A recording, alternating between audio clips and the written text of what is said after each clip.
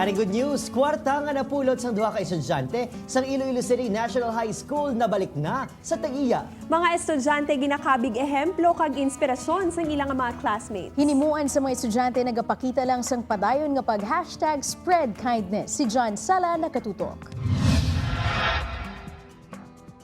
Madamos ang pamaagi para mabalik sa aton mga manunudlong pagpalangga nga ila ginapabatsyag sa aton. Ang duha ka mga estudyante nga ini isang Iloilo City National High School. Nagdugang sang duag sa kabuhi sang ila mga manunudlo, si Sueza Piansay kag Cassandra Bea Elago, ang nag-turnover sa Molo Police sang 30,000 pesos na kwarta nga ila napulot sa dalan. Tamaan gid copy si sir. So one of the best nga gift siguro aside sa material things nga ginahatag sa nga bataan sa amon ang pag-execute sang mga good values nga ginatudlo diri sa school.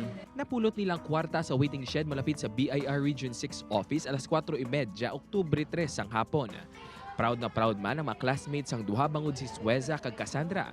Ginakabig nila nga mga inspirasyon. Kinghimo nila ang ilang nga representasyon sa bilang isa ka estudyante kag sa ilang mga kapwa nga gimbuligan nila kaging uli ang 30K nga kwarta.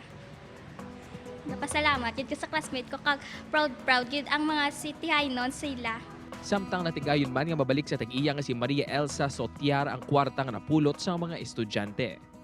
Upod kay Cirilo Renduque, John Sala. 1 Western Visayas.